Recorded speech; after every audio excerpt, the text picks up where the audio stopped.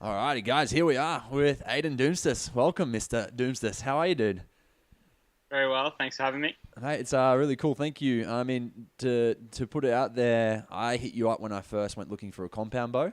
So I actually had a recurve bow, and I went and kind of messaged a few people, and you were one of the people that got back to me. So I appreciate it from a beginner getting into the sport. It was nice to kind of have that support before I even got there. So as a first thing, thank you for that. That was awesome. No worries. Glad to hear it's all going well. Yeah. And, Yeah, here we are. happy to always help.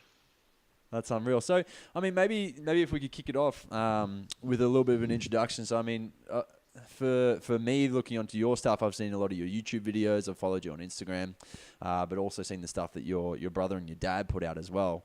And there was some pretty cool photos that your dad put out the other day of you and your brother as kids getting around with your bows and arrows and stuff. So, I mean, you've been in the sport probably as long as it's kind of not necessarily been in Australia, but you've been in it for a long time, for most of your life. Can you kind of give us a bit of an introduction into how hunting kind of came a part of your life?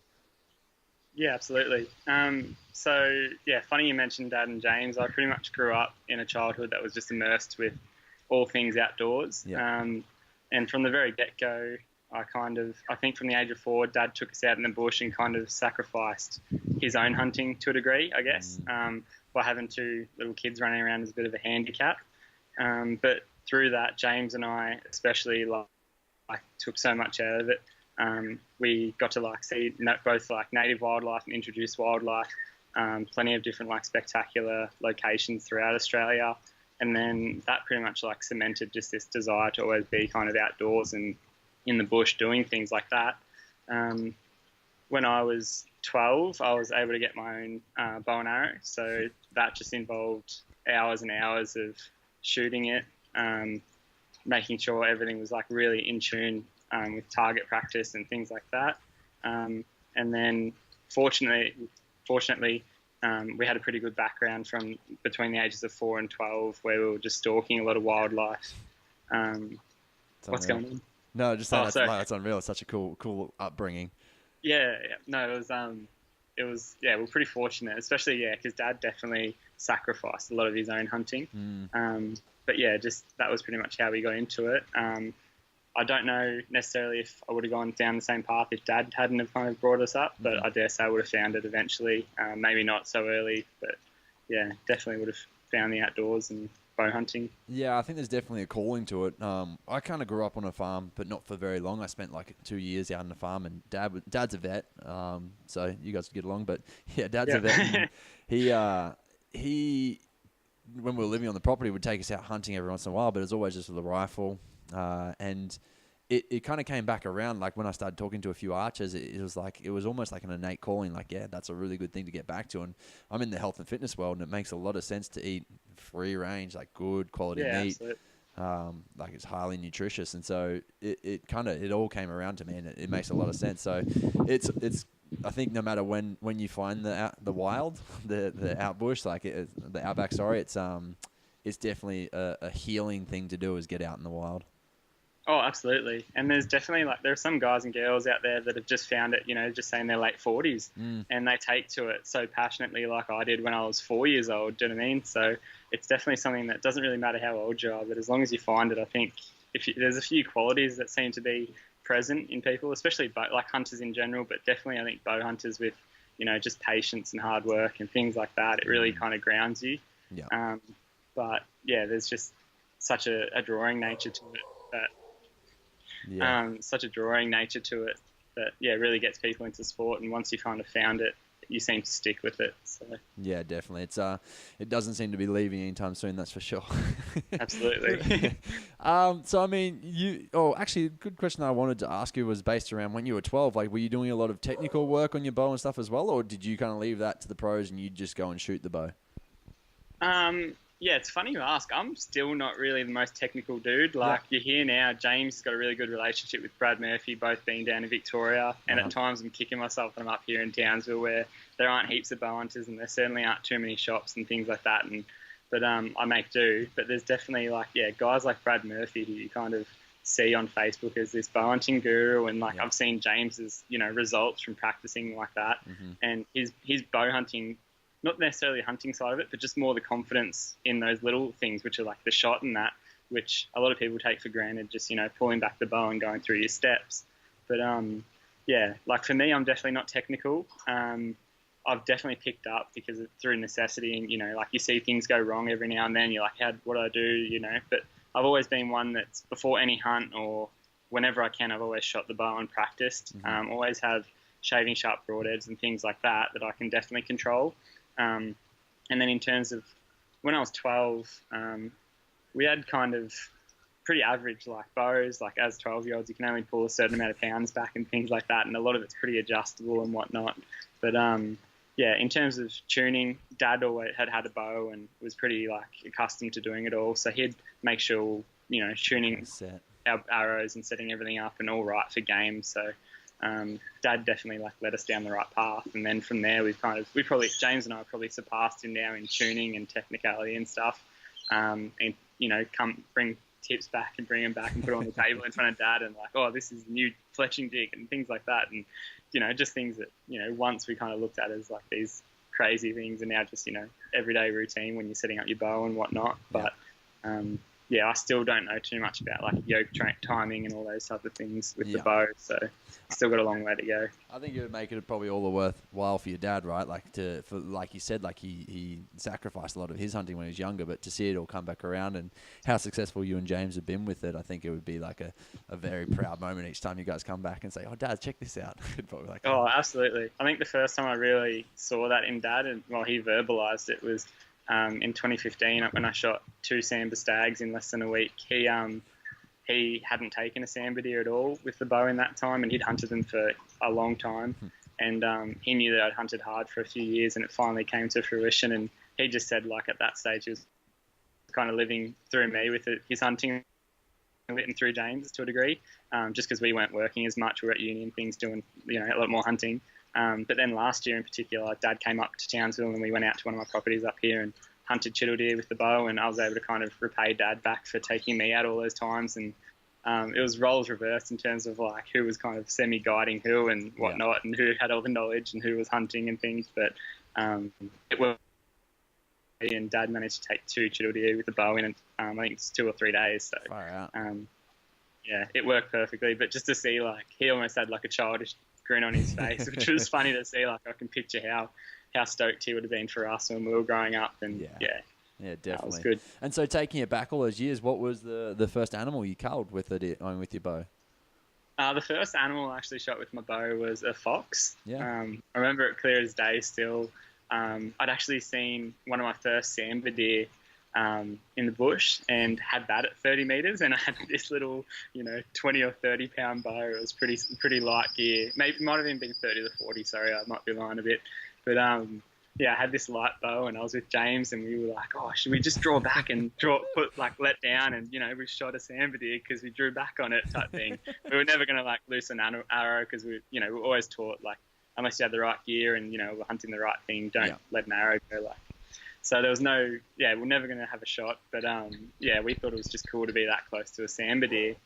And then pretty much went over the next little rise, and I'd split up from James somehow, but ended up being on this little rabbit warren, and just in front of me there at like 10 meters, a little fox came out of the hole, popped up, and it was actually quite a big fox, but came out of the hole, popped up, and then looked down into the next one. And I remember just like my heart beating out of my chest. Like, it was totally different. Like, I'd been within 5 meters of pigs, deer, cats, foxes, rabbits before without the bow when I was a bit younger and took photos of them and whatnot. But to actually have that responsibility of kind of drawing back and putting the arrow in the right place was, definitely next level. And I remember just letting the arrow go, and the fox literally just fell in the warren there. Didn't even make it to his feet, and that was my first kill. So how was the emotional arousal for a kid like of 12 years old? Like, I can imagine it would kind of send you through the roof a little bit. Was it a pretty emotional time for a kid to, like, for yourself? Sorry, I should say. No, absolutely. It was. I still remember it now. Like, I get goosebumps kind of thinking about it. Not because it was like some amazing animal that I kind of outsmarted. It was pure luck, really, that I came up to this warren at the right time. But it was more like, I think, just that composure to be able to put the shot in the right place, and then I'd finally kind of taken the animal's life. The realization that like how great that is, and kind of the responsibility involved with doing that kind of hit me. And I remember just sitting there and thinking like, wow, like one, I couldn't believe how quick it happened. And two, like it was more just like all that training and target practice and things going off. And I remember I can't remember if there were tears, but there was definitely like just a time where you sit there and like reflect. And I remember walking up to it and just like patting it as if it was still alive and just admiring it almost. But yeah, and then I carried it all the way back to show Dad.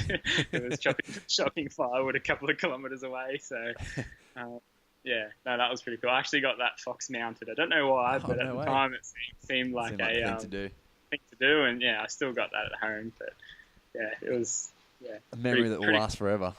That's right. And so, I mean, you've been quite successful in regards to hunting deer species around Australia, or you went over to New Zealand recently as well. How many different deer species have you culled?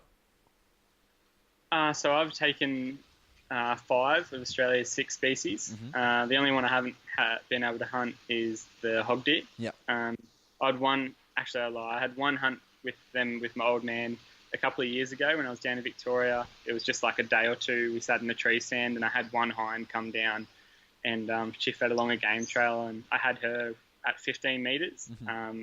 And I decided not to shoot her as it was early in the hunt, and I thought I'd wait because I didn't want to spook anything being there for only a day or two, and scent was kind of an issue, and chose to let her walk, and then unfortunately didn't see another deer for the whole trip.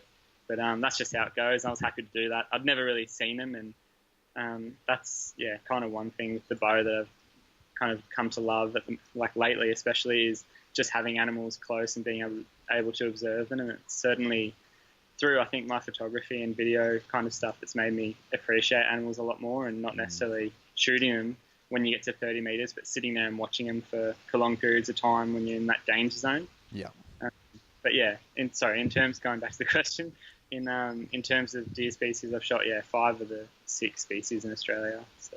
No, that's unreal. And I mean, it's exactly where the passion probably comes from, right? Is getting so close to the animals. And I mean, just being able to witness, and I think it doesn't have to be deer, it can be anything. Like you can see a wallaby out in the wild, or you can see birds out in the wild, and just kind of actually taking that time to appreciate what they're doing is quite a crazy thing. And like I think a lot of people, onlookers, would probably say that hunters are probably the most cruel people in the world, but it's probably almost the opposite. It's like probably the biggest animal lovers in the world are hunters. Oh, absolutely. And like some of my best hunting moments are things where I've seen, come across brolga nests and things that everyday people that claim to love animals and wildlife will never ever picture or never ever see in their life. Yeah. I've seen some other things that are pretty horrific, like, animals that have, done it tough in droughts, but people never see that gruesome side of nature or that cruel side of nature either. So it's a mix. And, by purely being out there, you're almost part of that food chain to a degree and part of that ecosystem. You just get to see what actually does occur in nature. And I think it's portrayed to a lot more people that like as this beautiful thing that flows like freely and that. Whereas, there's definitely sides to nature, such as when animals are, starving and dying in droughts that people don't see. But there's also a lot of beautiful things as well. Absolutely. Yeah. I mean, some of the wild dog you see out and about, like some of them are just so skinny and so just hard done by. It's like no wonder they're attacking farmers' crops and farmers' animals. Like it makes a lot of sense. Yeah, absolutely. And like that's another thing whenever I can, and there's a lot of properties that they don't want us to shoot the wild dogs because they eat the feral cats and keep the wallabies and things under control. But there's also places that I bow hunt and they say they've got an order with us, like if we see a wild dog, they want us to shoot it on site because we literally, as a vet student, we do yard work and help them muster and things like that with the cattle. And the amount of cows that come in with no tails or young calves with all scars down their backside and around their throat and that. And then you find like they actually control the wild deer up here a little bit to a degree. You see a lot of dead stags that have had their arse area and like their back end kind of eaten. And then have died because of like infection or shock or whatnot. Well, that's how they get a lot of the cattle as well, right? Like they'll just jump up and hold on to their glutes, essentially, if you think of it like that. Yeah, and just hold on until it takes a chunk out, and then they'll let them die. Yeah, pretty much. And a lot of the time they'll almost grab them and try and like swing them by the tail and nip their back legs so they sit down. And then an older dog will normally come in and grab the throat or start eating them from their rectum basically. And it's not pretty, but no, it's not.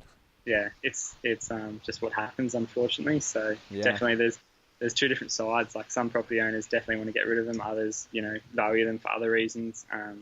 But yeah, we just do what we're told and kind of, depends on the scenario.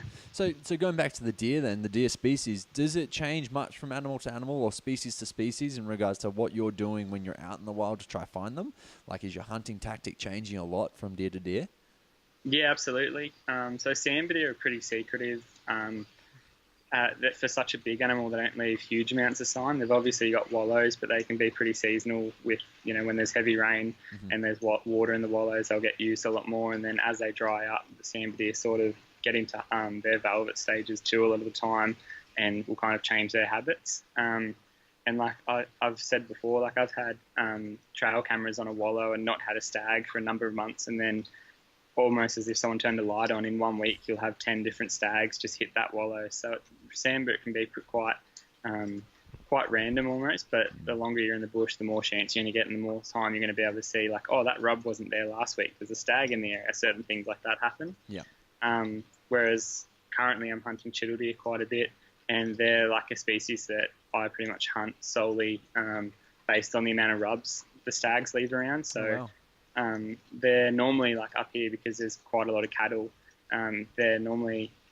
They don't mind cattle too much, but if there's a paddock that's getting rested, they'll be on that first thing, eating the green pick. Yeah. So that's another reason why farmers really want to get rid of them up here. Is purely because they can't. They're trying to rest the paddock and be sustainable in their own cropping and farming and that. And then they've got 300 head of chital deer coming in of a night time and eating all their pastures, and then just going back to the basalt wall or whatnot. Have you seen herds that big? Definitely not on my particular block that I've got at the moment, but I did placement a couple of years ago on some properties that would have had hundreds in a mob, and estimated populations of like 2,000 or 3,000 on that property. My property is a lot kind of more condensed to around the house now and a few little lagoons, but there's still probably 300 or 400 deer, and I quite consistently turn them up, but it's more just they're around those water sources and those areas that there's green pick, so they're pretty predictable in that sense. And then there's like other deer species. So for example, like rooster deer obviously have a rut in June, July. So that's when you can get peak kind of activity, and they're vocalizing a lot more. They're wallowing, all those sorts of things. But I know a lot of people who hunt them pre-rut because they're in their bachelor mobs and they're a bit easier to find. They're kind of tucked away on the good feed and ridges and things like that, out of the way a bit. And then you've obviously got fallow and reds who do a lot more vocalizing. We've got the rut coming up in like a month or two. Yep. There's a dude getting real keen for that, which, rightfully so. Like that's probably the most new kind of person to bow hunting. You probably hear a lot about rut hunting, and those are the deer that seem more in your face initially, and then you kind of sit back and you go, oh, there's actually 6 species of deer in Australia, and they're all kind of different. So that's like even reds and fallow are different in terms of when they pop up with the hinds, and like some big red stag you'll literally never see, whereas a lot more of the fallow bucks I've found that you'll once the kind of rut intensifies, that's what you'll kind of find with the hinds, and they'll keep those younger bucks away. Whereas sometimes, the big red stags are there and you literally won't even see them because they're so ghost-like. And then the second that you think the rut's just starting to heat up, it's petered off and they've all disappeared back away. So it's pretty hit and miss sometimes with those animals. I'm looking so I've got access to red deer on the property that I go to. And I'm just looking forward to, during the rut, just hearing them roar. Like that's even if I don't get one, I'd be stoked just to hear that. Like the sound of it is just incredible, and I've only seen it on YouTube clips, so I can imagine the wild. It would just make like the hair stand on your back of your neck, right? So. Oh, absolutely! It's something like it's kind of like primal in the sense that you've obviously heard it on YouTube and seen it, and there's still something like about hearing it in the flesh. And like I remember people being like, "Oh, it's like a lion roaring mixed with the cow mooing," and you're like, "Oh yeah." And then you watch YouTube clips and you're like, "Oh, that's cool. That's what it is like." Yeah. And then you get out there and you have this stag roar, especially when they're up close. And you're like, "That's nothing like anyone described to me. Like it's just this monster in the fog kind of coming towards you, like because you aggravated him or you've done something near his hinds." And it's definitely this primal kind of noise, and they're super like addictive. Once you hear them, you just like, I hope it's hot like this, and they keep roaring like this. But it just seems like they definitely have their ebbs and flows, and But yeah, again, it is something that once you hear it, and it's pretty addictive. That's for sure. Yeah. Yeah, no, I'm really looking forward to getting into it. One thing that I did want to ask you about, and it's something that I've had a lot of people reach out to me for already, was based around getting access to properties. I mean, you've kind of been lucky enough to hunt around Australia, and now you're up in Townsville and you've got access up there. Previously, you've been in Victoria and had access down there. How do you approach it, I guess, when it comes to getting access to new properties? Yeah, I think just the biggest thing, like people kind of forget that going to a property is literally going to your or my house. Yeah. And people kind of can forget that at times and think like they're entitled to, oh yeah, they've got animals and deer, like they're a pest, I'm doing them a favour, but they're also opening up their front door as such. So that's like a massive mindset thing. Like, and if you're going to someone's house and they're having you or giving you, an opportunity to do something, you might take something for them and just, obviously it's not necessary all the time, but like a few of my properties up here, I always take a bottle of rum because I know the farmers appreciate that, and more often than not, they'll crack that open and actually say, come have a chat. Yeah. And, they're people at the end of the day too. Like, it's not something where you just go there and hunt and then, ditch it and leave type thing. It's be willing to kind of have a chat and catch up and get to know them. But in terms of actually acquiring properties, I've always been pretty fortunate. Dad is actually a hairdresser by trade, so he talks to hundreds of people all the time, and every day we talk to tens of people, which eventually, like, someone will know someone who has a property, and somehow, instead of like highlights and cutting hair and shave and cut and all those things, a big stag will get slipped in there, and Dad will go, oh, do you know anything about deer? And somehow that just goes off on a different tangent. But that's how we've been fortunate to get quite a lot of our properties. And then through there, it's kind of just like a word of mouth thing. Like, if you're shooting someone's foxes, and that's the thing, a lot of people kind of say like, oh, I really want properties, but I can only hunt foxes. It's like, hunt foxes as much as you can until you get another property. Don't ever take for granted that you've got a fox property. Yeah, exactly. That's something that I've hunted on so many properties where they're like, oh, we've only got rabbits. And then they end up being like, and then neighbour comes over and says, oh, do you mind shooting our rabbits? And I've also got a farm, a couple of k's away where we have deer. And then it just opens up like that. Whereas,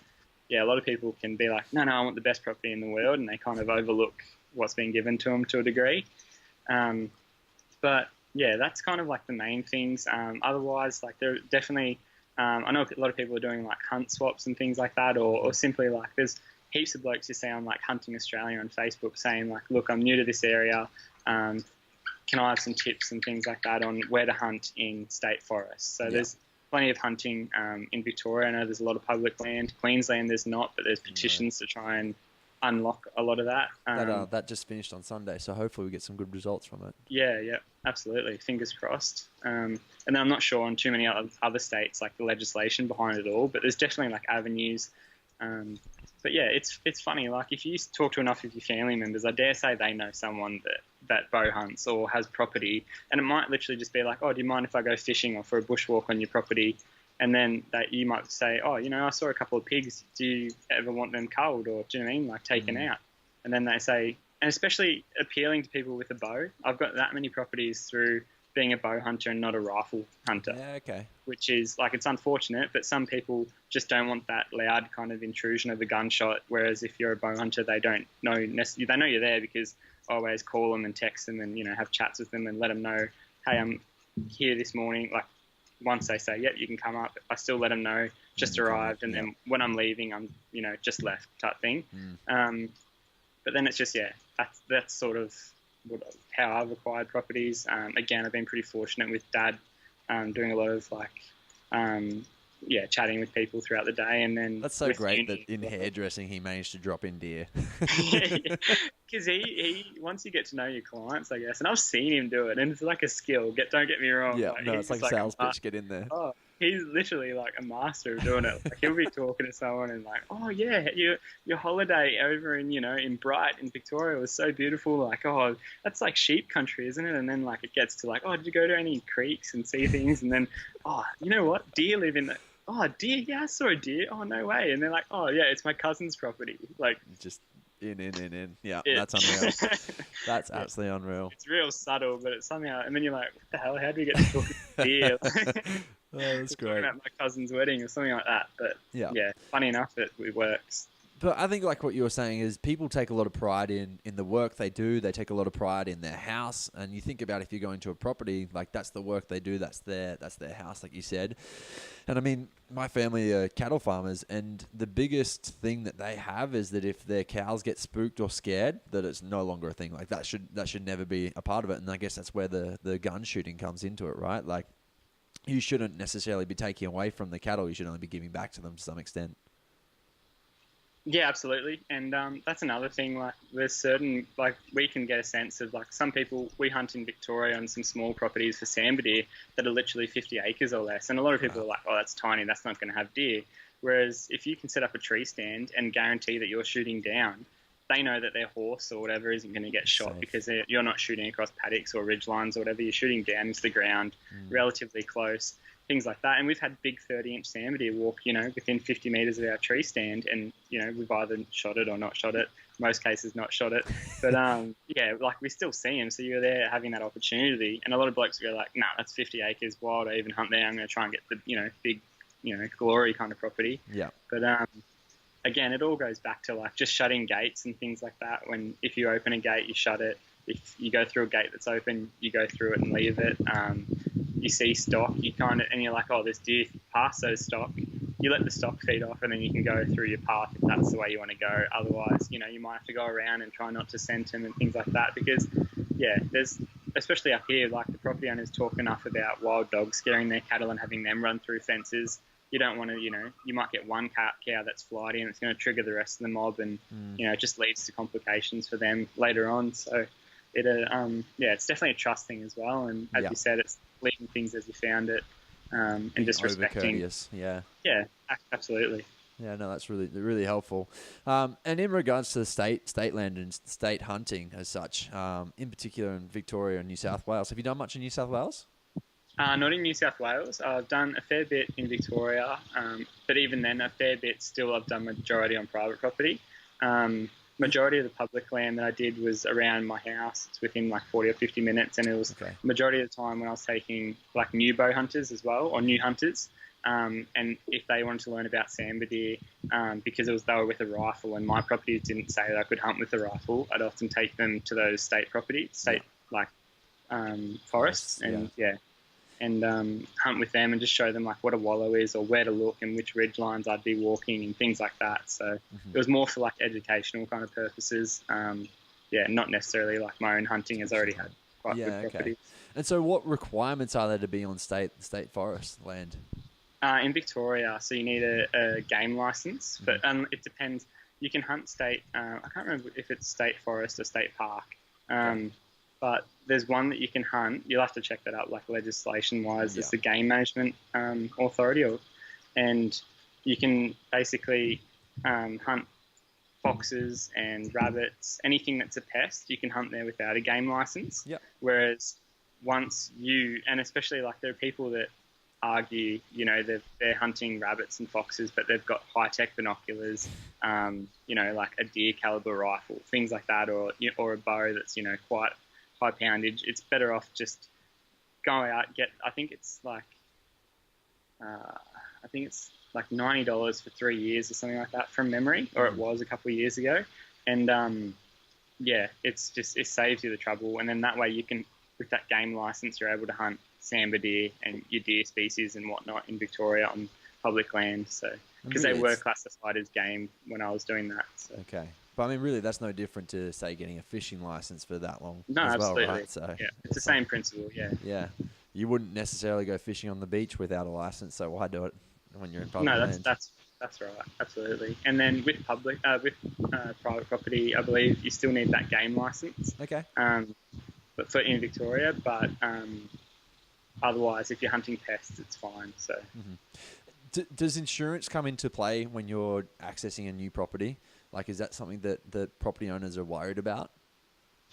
It has been a thing that I haven't necessarily been turned down from any properties for not having insurance, but it is a thing that, like, if you go up to them and say, I've got insurance, and for it covers me and for doing these activities, especially if anytime you mention like tree stand or I feel like rifle bow, a lot of people think that things can't go wrong, but there's a number of times where, I've fallen and slipped and an arrow's come out of the quiver and it's right there kind of, and so it is dangerous. Even things like, anything could happen. Get bitten by a snake, at least if you've got the insurance. You're covered. Yeah. So it's definitely an appeal. And I know that ADA, there's a lot of like bow hunting kind of authorities, essentially. Yeah, authorities. Yeah.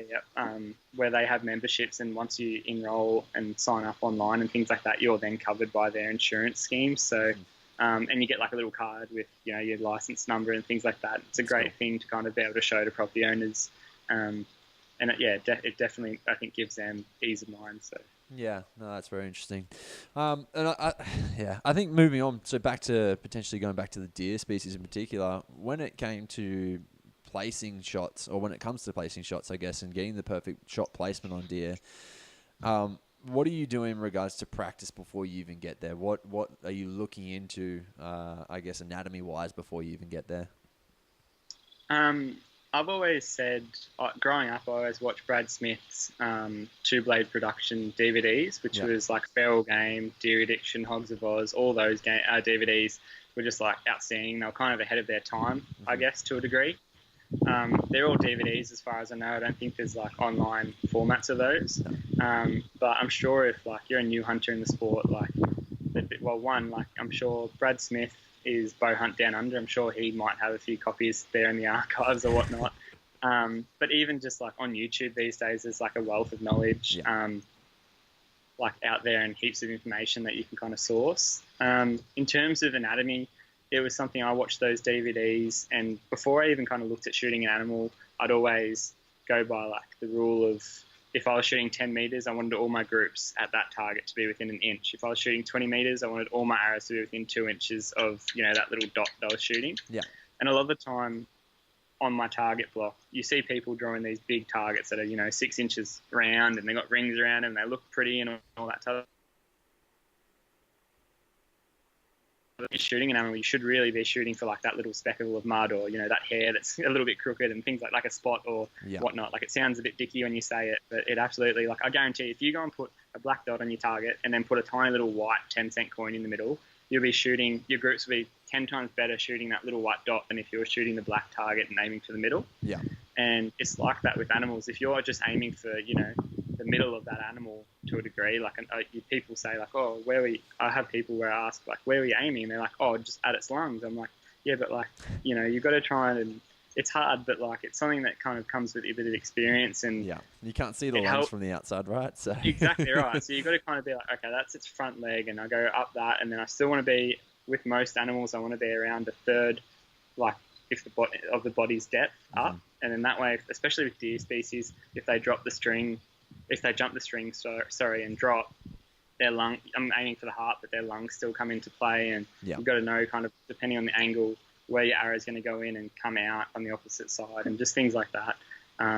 But that kind of all is irrelevant if you can't shoot those groups, as I was saying, because I know people that shoot 60 meters, and I'm one of those people that I can shoot 60 meters at a target and shoot awesome groups. And then the second you go out in the bush, you might have, the deer at 30, the wind's howling, the deer's not, listening, and it's turning and moving and feeding and going between brush and things like that. Your shooting lanes aren't this big open laneway that you normally practice in. Everything is kind of against you. So, in terms of just being competent enough to shoot, that's definitely something that I try and make sure everything's perfect before I go out. And then, again, just understanding the anatomy of your animal and how the lungs are shaped. Like, a lot of people think the lungs are this beautiful circle that sits, just off, the front shoulder and is back a little bit type thing, but it's really not. It's, quite almost oblong. more of, it's kind of like a bit more of a triangular shape. Yeah. And then, obviously depends if they're breathing in or out, their angle, things like that. So it's hard to kind of say on just this format, but it's definitely something I'm actually looking at doing it with one of my sponsors, Ozcut Broadheads. They're doing like an Ozcut Your Shot, not challenge, but it's like makes you think about where you're putting your little dot that you would shoot the animal at, and it's a whole series of images that are different kind of angles and things. And then we're going to be doing a few different tutorials and kind of talk through that shot. So that will be a lot more kind of engaging and a visual representation of where we'd be putting the arrow and what we're thinking about, like whether it's a hip, if it's a quartering away angle, or the height of where you'd be shooting because the animal's alert at what distance and things like that. But generally, like you can find a lot of information on YouTube also. Yeah. Now I've been making these little homemade targets, so it's like boxed with cling wrap. I saw in that, it. yeah. Yeah. And so what I do is I'll draw on that. I'll draw essentially like a deer or a pig and just draw their shoulder and go for shots from that. And that's been really helpful because, I mean, you don't necessarily have a cross or a dot on an animal when you're out in the wild. So that's the other thing. Fortunately for me, I'm heaps better shot at a live animal than I am at a target. I don't know why, but I just visualize where the vitals are and I know where my arrow needs to go. Yeah.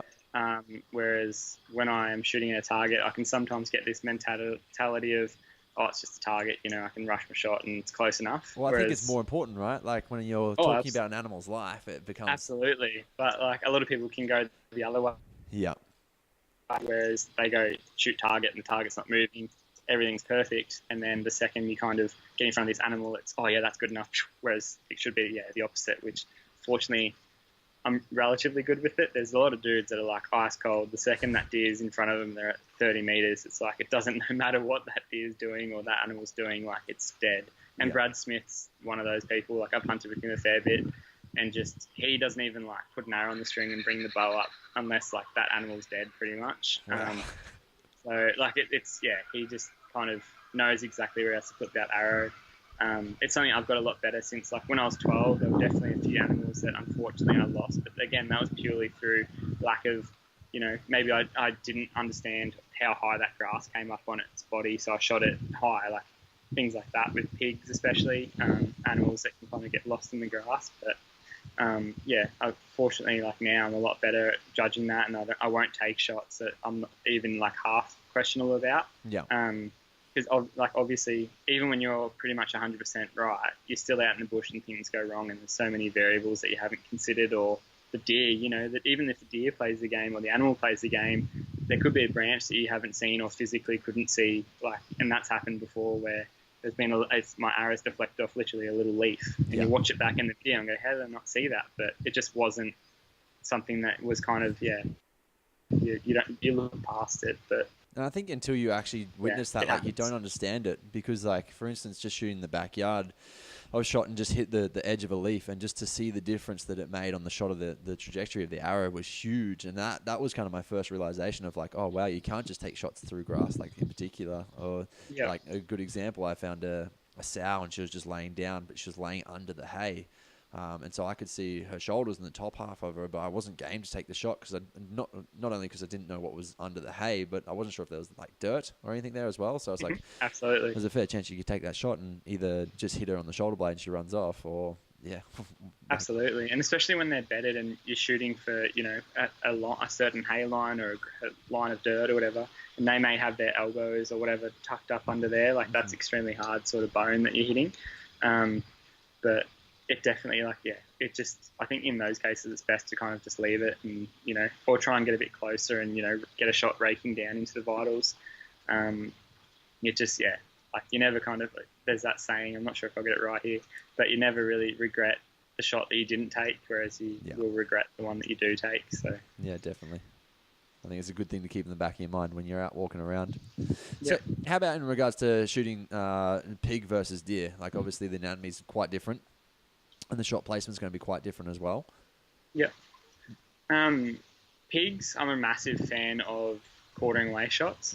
Like with deer as well. Pigs, but pigs, especially if you're going near that front shoulder, and especially their humerus bone, which kind of joins up into their elbow and shoulder area, and then their scapula's thicker. I've always seemed to get really good, especially on big boars.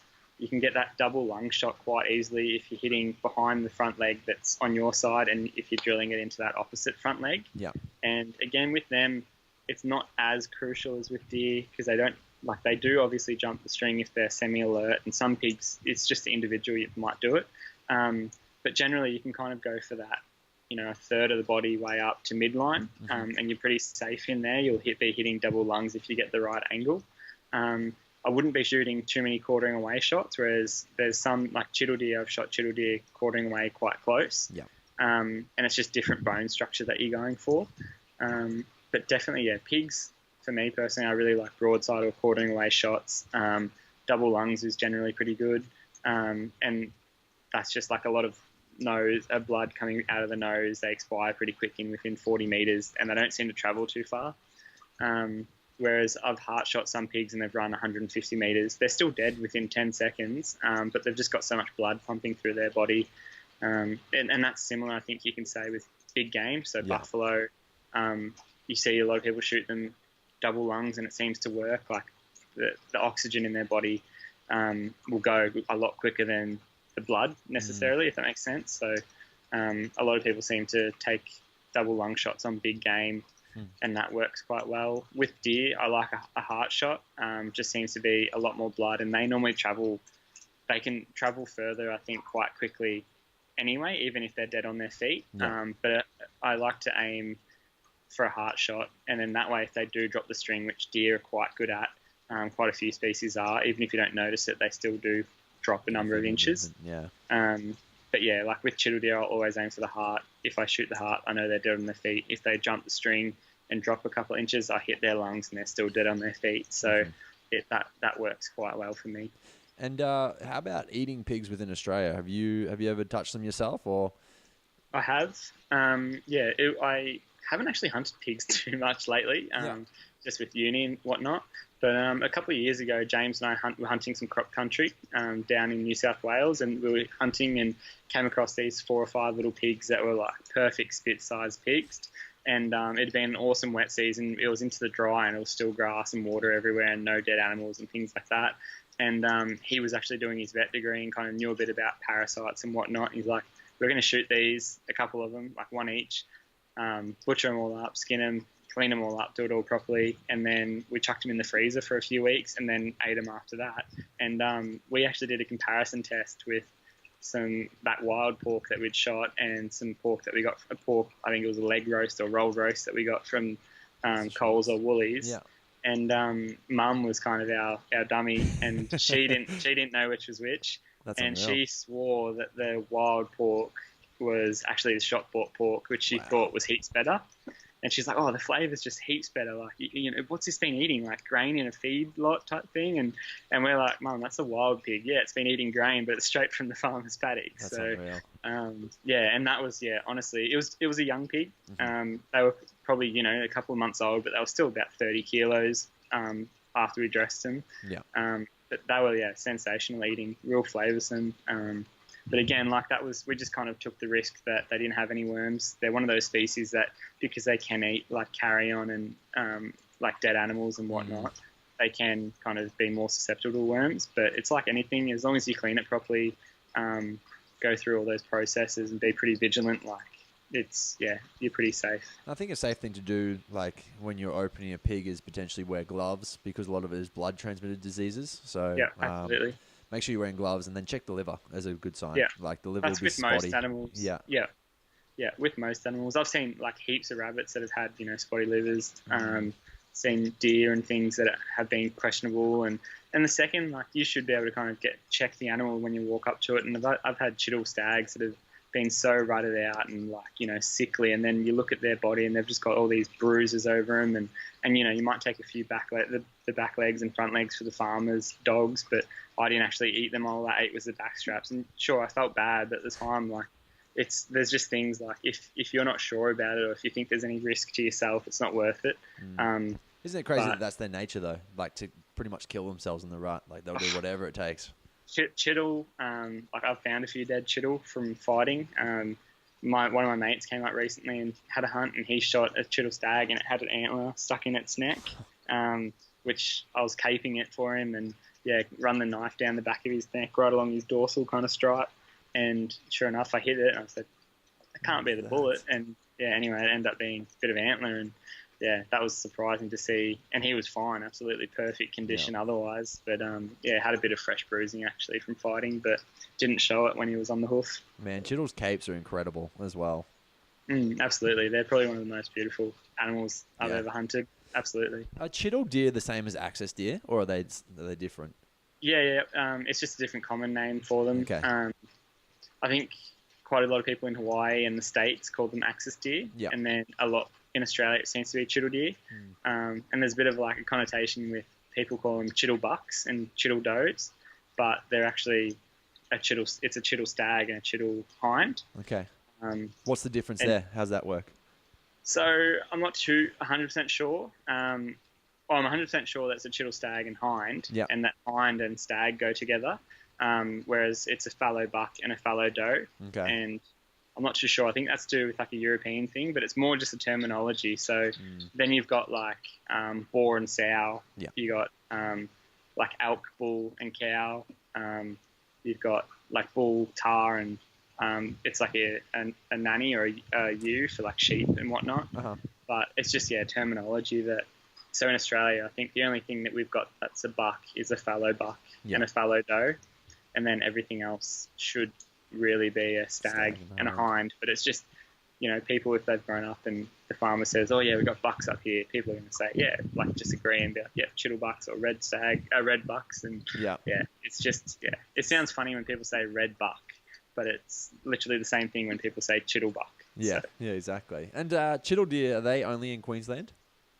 No, there's populations in South Australia, New South Wales now. Okay. I think in Victoria, a lot of it, the necessarily like true herd as such, was released in Queensland, up here in the basalt wall, and they spread quite well. I think it was 2 hinds and 1 stag a number of years ago, and then that spread up to be thousands of deer across this area. Yeah. And then they do quite well in like captivity and I believe for more meat rather than antlers, but you can do both. But then people had them and, fences get broken or, people's venison farms get shut down after a while or whatnot or, fall down and they've escaped and kind of set up herds. So there's definitely a few across the state, Australia, but I'm not sure. The main herd's in Queensland. Yeah, I'm not sure how south they go, but I've heard apparently up near where I go hunting near Gympie, there is some around. It's just getting onto them. So, yeah. Yep.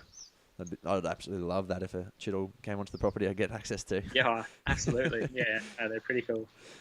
So, I mean, going back to Brad Smith's work and in particular some of the movies he's put out recently and then linking it into what you've been doing and some of the movies you've been putting out recently or the short film you're about to put out, where does the, I guess, motivation for that come? I think originally Brad, I actually, when I was a real young fella, like before I was even 10, just say, I said to Dad, I was watching one of his DVDs and I was videoing my own stuff with one of Dad's old camcorders and following him around, videoing him shoot pigs and whatnot. And he was like, "Oh, you're actually pretty good with the camera." And I said, "Oh, you reckon?" And I just loved every Saturday, Dad owning his own business and hairdressing salon. There was a few national parks near him, so I'd just go there with the camera and video foxes and whistle foxes in and video little birds and find nests and snakes and things like that. And I eventually got this passion where I just didn't care what I was doing as long as I was in the outdoors videoing things. And like to me, a photograph was almost as good as, like when we get something that we've set our sights on and goals towards with the bow, like it's a pretty satisfying moment and we get that meat. And, it might be an antlers or a rack of horns or whatever, or tusks and things. But for me, like that photograph and looking back at things that I've captured, it's kind of just like a memory. And I'm proud a lot of the time to see things that most people don't. Yeah. And anyway, we were there watching one night one of Brad's DVDs, and he said, "You should email him." It was back in the day of email, no texting or whatever. Or texting, but yeah, he said, "You should email Brad and see, what camera gear he's using and, like how he's doing it all." And I did. And I remember within a day or two, got an email back from Brad and I just thought, holy shit, like this dude, apart from my old man, was like my idol type thing. And he was just so like, and I wrote like a pretty comprehensive email asking a few questions and he replied to every single one of those questions like in depth and just said, "Mate, here's my number, scrap emailing me. If you ever want to chat, give me a call." And honestly, as like a little less than 10-year-old, it was pretty impressive just to get that response. And I remember, end up calling him up and stuff and kind of from there got some decent enough cameras and video camera. and just videoed Dad and my old man and James, and started putting a few of my bow hunts on YouTube, which at the time there were honestly like hardly any, like especially Australian bow hunters. Yeah. So my YouTube actually grew pretty quickly because it was such kind of like a niche market. Whereas now, if you look on YouTube, there's literally thousands of Australian bow hunters and Bowhunter hunters Australia in general. just comes up with like lists and lists and pages. There's hundreds, and like it's got to the point where a few years ago I was really set on early days. I just chucked everything on YouTube because I thought that way I'm learning, people are learning. I can get some, people can be critical and kind of tell me, oh, your music's shit, which happens all the time. Like, oh, I really love your wildlife, how you show wildlife footage in there. Not many people do that. It's all just, whack and stack, killing things, kind of, that outlook. So I really kind of, I suppose, narrowed into a bit of a role of like what I actually liked and how I liked doing my stuff. And then over the last few years, especially, I've been putting away a lot of really good footage, which I was hoping to do a DVD with. But then I just think with recent trends and things like that, people aren't really on the DVD sort of path anymore. Yeah. Whereas James and I are pretty keen at the moment to kind of set up a little bit of a brand, and not necessarily like for sale or anything like that, but just so people can, it's if they want to contact us, they know, oh yeah, those Doumtsis brothers, we'll go and give them a call, but under a sort of brand. And that way we want to start releasing, some, whether it's on YouTube or another media or whatnot. We're both pretty similar in the way we hunt and video and love recapping our hunts and sharing with people. So that's kind of, I think, what we're going down. Have you seen like those Patreon setups? How it's like you show some stuff but not all of it, and essentially you pay, like, the people pay you a membership to essentially get all the nitty gritties, but you still have some content available for everyone else. All right. Yeah, no, I haven't. I haven't actually, which would be like awesome. Especially like people, it is kind of hard, especially as a uni student, to kind of fund this camera gear and things like that. Yeah, but that's not the reason I do it. Like if someone said, oh, like, would you stop doing it if you didn't make money? I'd be like, no, absolutely not. No. But like it would help if, like we could get a little bit of revenue back or whatever. Just more to produce more films and buy more equipment and whatnot. Yeah, definitely. But it's something that, like, absolutely, I love doing.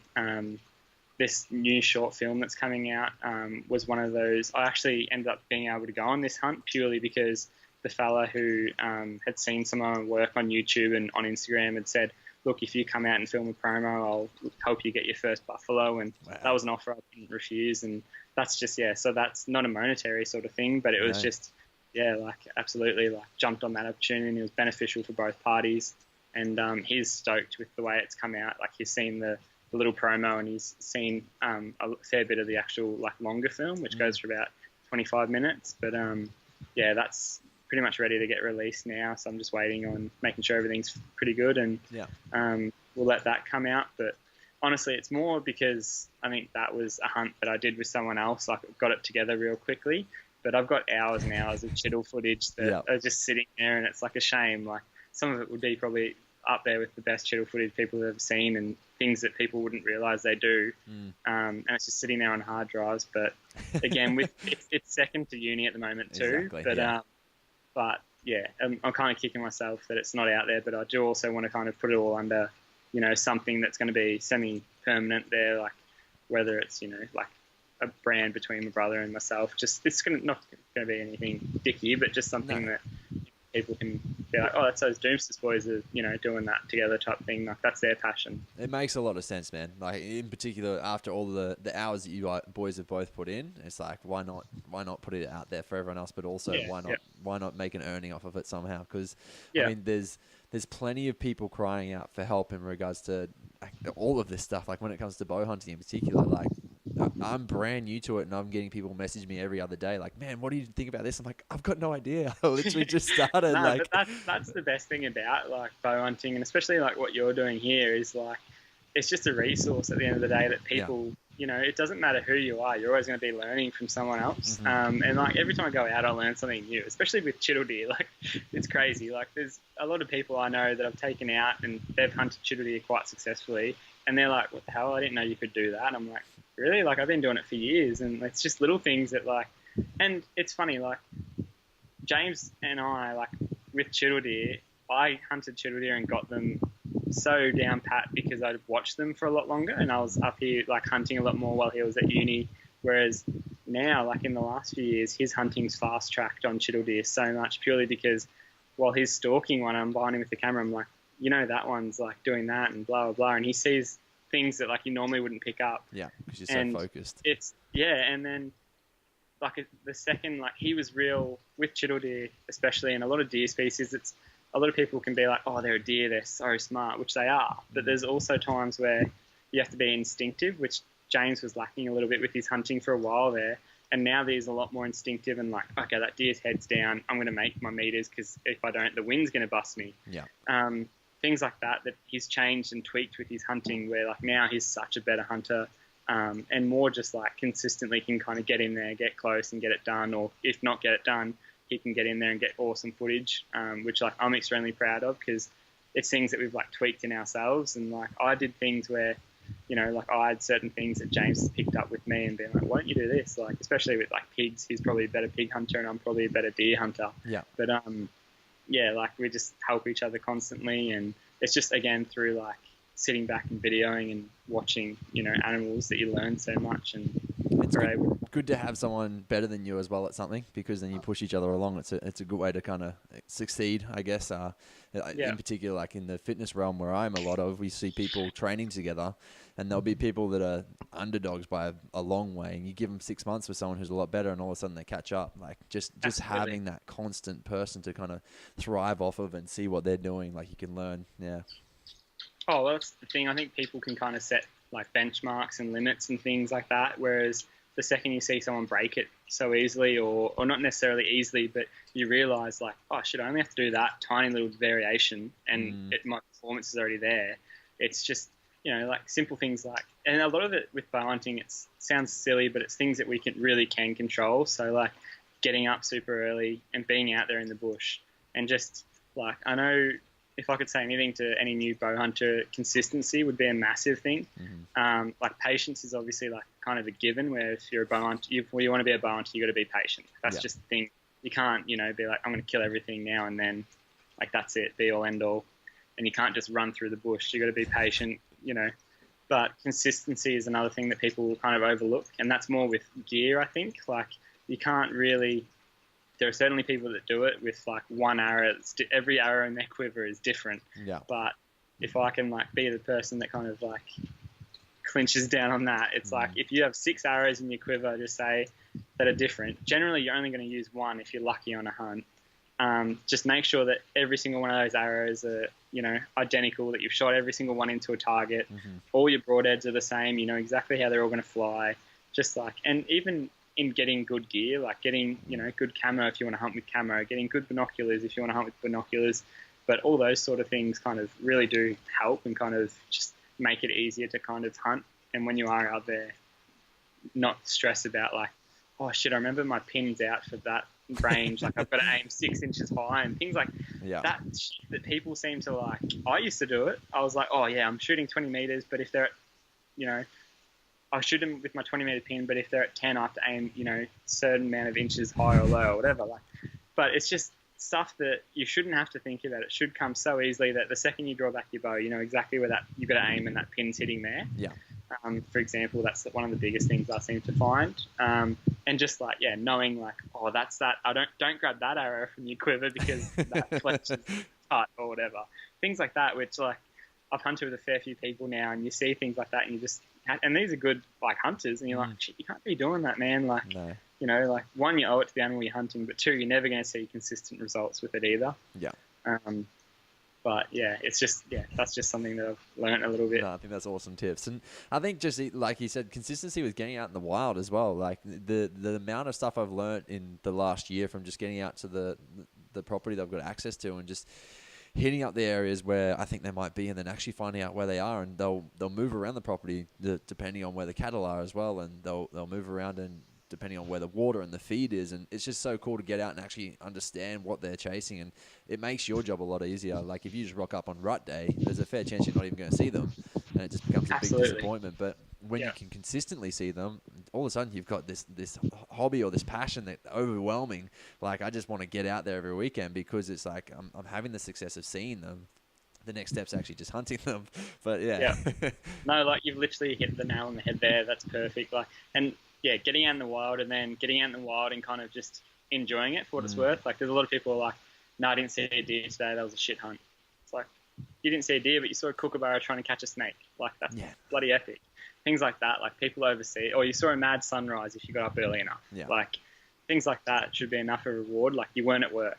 People don't kind of take it for granted. Whereas, and like going back to, you don't want to just rock up at the rut and be like, where's the stags at? I remember with those sambar deer, I hunted them for nearly 2 years in this particular property and worked out exactly where each hind bedded. And, you know, and I would get into 30 meters, be like, oh, is there a stag there with her? No, wait for 20 minutes. No stag, just video them. Yep. So I was learning about all of these hinds, when they got up, where they fed, which directions they would go, what ridge they'd get to near that wallow or to that dam or whatever, and then keep going. Things like that. And then when it did click and there were actually stags in the area, so like for now these blokes hunting the rut, it's like, you know, their wallows might be red stag wallows or particular rubs that they go and smash, or an area where the hinds feed in the morning, that if there is a stag, he's going to be there with those hinds come the rut. And purely through knowing all that type of stuff, but with sambar, the second the stags did kind of rock up in September, it went nuts. And I ended up, not through being like a mad hunter or anything like that, but just more being persistent and kind of knowing my area, knowing the animals, knowing what wildlife was around. Yeah. I ended up shooting, my first sambar stag, and was stoked with him. And then within a couple of days, and again, through just sitting there and observing, I was sitting off a wallow, and I noticed this wallaby, and it did this action with its tail that I've never seen before in a wallaby, and I've watched wallabies for hours. It was wrapping its tail around and doing like this S-bend with it. And it was like a snake almost, like it just kept wrapping it around. I was like, what the hell is that wallaby doing? And then it was acting real weird and agitated and kind of looking towards that direction. And then within a minute or two, I noticed the birds going, and then I was like, shit, I'm going to go investigate that. And sure enough, this big sambar stag was coming to the wallow, and I just, fortunately got up and kind of, it was probably worked to my advantage where he was cruising into the wallow, so he was a little bit less observant because he was cruising in, rather than if he had got there, every other noise around the wallow would have just been like thoroughly kind of assessed. But I ended up shooting him, quartering on at like 18 meters, and he went down, and that was purely just through being like, oh, what's that wallaby doing? Whereas a lot of blokes would be like, oh, there's a wallaby. Like, I'll spook it off so I can go look for deer. Yeah. Like, just things like that, going slow, enjoying the bush. How much of play do you reckon like birds and other wildlife have into your success as a hunt? Like, I swear I'll be walking along and a bird won't be making a noise, and all of a sudden it sees me and then it starts making a noise like, hey, there's something up in the woods here. There's like, it's almost like it's alerting everything else. Oh, absolutely. Like, you're thinking of especially sambar deer, chital deer, those Asiatic species. They're deer that have been hunted by tigers. So any single animal in the jungle with them that can give them a hint that the tiger's there, they're going to listen to them. Yeah. So, like, people, cockatoos, the obvious ones, willy wagtails. And if you don't know these birds, literally go on Google and just type in willy wagtail, and you'll be like, oh, that little black and white one that follows me around with the fat fantail that dancing around the trees. Hops on fences and catch insects as I walk through the grass. Yeah. You'd be like, oh, that little shit's the one that's ruining my hunts. Because they literally, butcher birds are terrible for it. I've got video where I'm lying dead flat on the ground, and the butcher bird landed in the tree above me. And in the video, I'm like, okay, these deer are going to get spooked because the butcher bird's going to do an alarm call because I'm here. Sure enough, to a cue, like, the butcher bird sees me, looks down, goes, makes its alarm call. And I was watching through the camera, which was like up on the tripod, kind of concealed in the grass. And sure enough, they just looked my way. Some were looking the other way. They all just started barking and ran off. Fire out. And purely because that butcher bird would have done that with a dingo or a wild dog, at some stage. And the deer probably would have been, one of their members would have been eaten or whatnot. Do you know what I mean? And now they just learn to trust the butcher bird. And they're like, well, if it does an alarm call, all we have to do is run a couple of meters away. We'll wait. If nothing's wrong, then all we did was move. Yeah, worst case, that's the worst case. Best case is that none of us got eaten. So for them, it's like such a survival thing.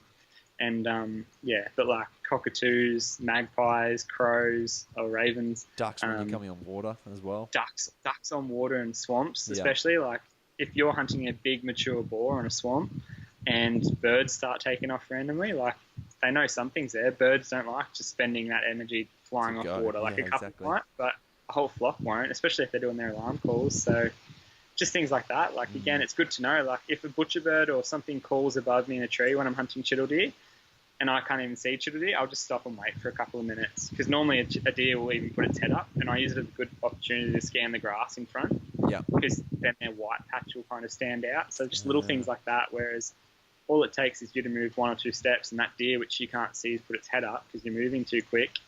Has put its head up and it's looking at you because you're a big blob moving. Yeah, literally. Yeah, good way to so scare them it's off. just How about with so for instance with the hinds or the does, where you're finding them sleep, is that something like you're following them to see where they bed down, or are you just glassing?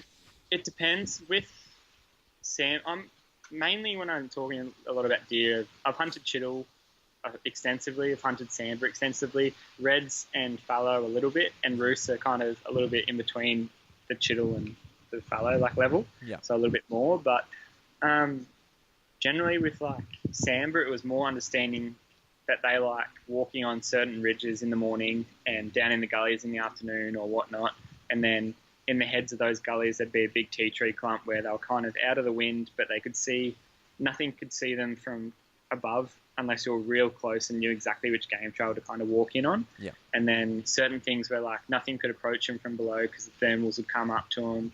Mm-hmm. So certain things like that, and then just working out how to through trial and error again. Some were just like, I'd do it right the first time and always did it that way and never kind of try to spook them. Like if once I got close and worked out there wasn't a stag, I'd back out of there or video them and back out. Yeah. I never kind of try to like really scare them or gave them a reason to, know I was there. But that was purely through knowing kind of where they liked bedding in tea tree clumps and things like that. Again, more for my property. Whereas up here with chital deer, shade's a massive thing, and like there's black tea tree which they love bedding in. Any shade from like a big gum or a big low kind of lying tree, there's generally a deer under there. There's just again like certain walks that I do on this property, and like I've walked it like back and forth, like it's 70,000 acres, and I've walked kilometers of it, never seen a deer over many stalks, and then there's some stretches that are like a couple hundred meters long. And if you walk that, you're guaranteed to see 30 deer or 40 deer type thing. It's just where they live, certain areas, chital. But yeah, again, it's just through man hours kind of in the bush, and then again, knowing like certain. So with chital deer, when I'm hunting, I'll glass, not necessarily for antlers or an ear flicker or whatever, but more for, that's a good chital tree. So then I'll spend a lot of time in a few different angles trying to look under it. And then it's like, righto, there is his antlers there, and he's been there the whole time. I just couldn't see him. Yeah. So things like that's that. super interesting. That's cool. And when you're glassing, do you have a tripod, or are you just supporting yourself? No, I'm just holding it manually, I guess, and normally just doing like a big sweep starting left and working right or right to left or whatever. And I'll pretty much do as far as I can see generally. Yeah. And then I walk super slow so that any movement generally, and every couple steps, normally 2 or 3 steps, I'll do another sweep because it just opens up so much more new country when you're looking at 180-degree view. Yeah, definitely. Whereas, and then generally, move so slowly that if something is moving within eye range, within like 50 meters, you're moving that slowly, you'll pick it up generally before they see you. Yep. But I'm still glassing anything that I'm like, oh, is that a deer or whatever, or is that a shape? But anything that I'm even slightly, questionable about gets glassed, especially people don't like. I don't know. I find animals super easy to spot. One, because I'm observant, but two, I know roughly where they'll be. But also chital deer give off a shine. Animals give off a shine. Even pigs when they're in the shade. If you're walking, you're like, oh, this is really cool, and you're in a hot area, like a hot dry creek, and you're like, oh shit, this little bend of the creek's super cool. There's most likely going to be a pig tucked away in the next corner. Yeah. So. Just things like that, and again, majority of it comes down to moving slowly and just being absorbent, not really putting pressure on I need to be 10 kilometers away over there. I'd much rather walk 1 kilometer in a whole day and see 1 deer than walk 10 kilometers and scare 10 deer personally. So exactly. That's just I've actually I've come up on a few deer just walking, and their eyes aren't great, right? They do have good vision, but they're not great. They'll second guess themselves until they can smell you. Absolutely. A lot of animals are like that.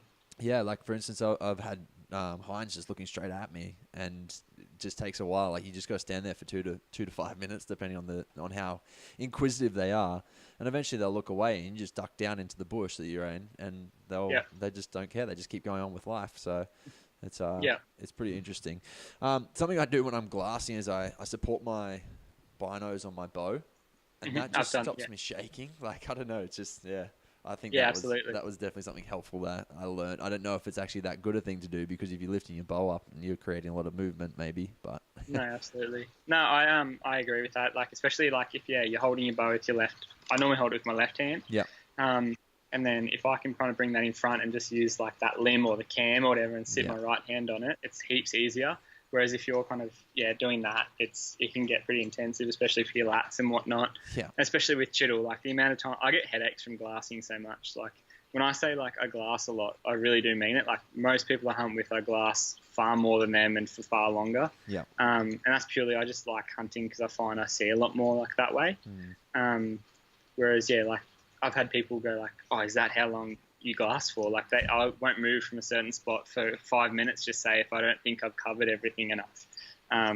Whereas, like you hear a lot of people say like, I glass, but it's literally like they've just gone like that. And if nothing was literally running across, they wouldn't have seen it. So, but it's just definitely the steadier you can get, the more you can kind of be comfortable and really do a good job. There are places like if I was hunting sand deer a lot more with the gear I've got now, I'd probably get a spotting scope nearly, and a good tripod and do a lot more. The less you're walking, the less scent you're putting down. So especially if you're new to an area, and it's fun, it's hard. Like there are some people I'm like, if you've never hunted before and you've got a new property, just go out for walks. Just walk every inch of it, find what's there, and like it's not necessarily what you're scaring or whatnot. Like they'll be back in a amount of time. It doesn't matter.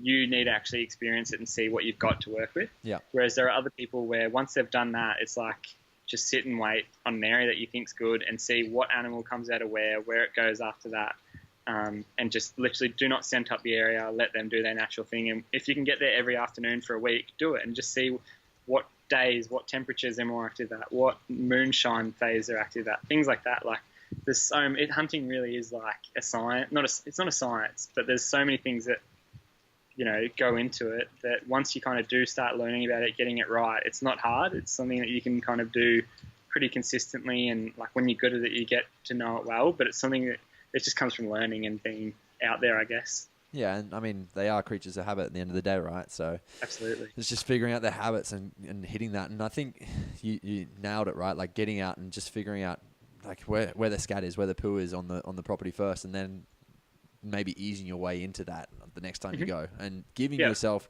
like you can't necessarily think you're going to go out on one weekend and kill like colour deer. Like it's just not going to happen necessarily.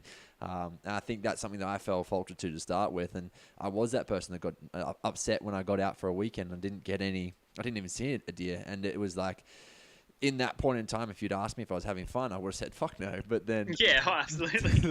that next week, I was like, that was actually the best weekend out. Like I got out, and for once in my life, I didn't get that instant gratification. I got to get out in the wild. I got to enjoy the sunrises, got to enjoy the sunsets, like you're talking about, and just actually be out away from the suburbs, right? So it was nice, and to have that realization afterwards was kind of a big moment for me. And now it's like, if it's ever that shit moment in the midst of it, I'm like, just hold on, it's going to get better. Oh no, it's funny you say that. Like, and there's definitely like I've been hearing it. I listened to like Stephen Ranella's Meat Eater podcast. And, absolutely love them. And Joe Rogan's like a funny dude, and I've listened to a few of his with like hunters and that. And they talk about like this short-term happiness. Yeah. And it's like that's like riding a roller coaster. Like you jump on, you had so much fun, then you get off, and you never think about it again. Like, oh fuck yeah, I rode on a roller coaster. Like that's awesome. Whereas there's like this long-term happiness where you bust your ass up and down a mountain for like 6 months, don't see anything, and then you finally get this big opportunity on a stag and you nail him because you practice so hard every night, shooting your bow every morning before work, that you finally worked up to shooting him. And you'll remember that happiness sucked for so long, but then once it happened, like you remember it forever. Yeah, so, yeah, exactly. And that's definitely what bowhunting is. It's like a love-hate relationship, but when you do get that love, it's like absolutely incredible. So yeah, keep in there and be consistent. That's right. Ayden, where can everyone follow you, man? This has been super insightful, dude. I think listeners, if you got a lot out of this, you should probably listen to it again, because there's probably going to be things you pick up the second time, like when you go and hunt a block for the second time, for instance. But I mean, also, if you got something out of this, please share it on to other listeners or other people you think would get something out of it, because I mean, really, why I've started this is just to get a resource together for people who are trying to get out and be successful hunting. Like, I think it's a great thing to be doing. But where can people follow you? I mean, your YouTube channel is awesome. I recommend everyone jump on that and subscribe, but also follow you on Instagram, just some of the stuff you're doing. Yep.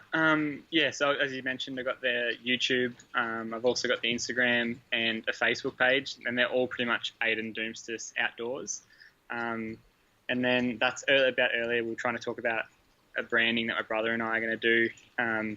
We're going to try and kind of wrap all of those under one name and just make it a bit easier for people to find. Yeah, cool. The last name can be a bit of a hurdle for people to search up and spell correctly. But that's where, if it's something along hunting lines or outdoors or whatever, we'll get that wrapped up and kind of let people know. But that's when we'll hope to start I think releasing. you can Google just Ayden Dooms probably, and it would come up. Like, Yeah, absolutely. Yeah.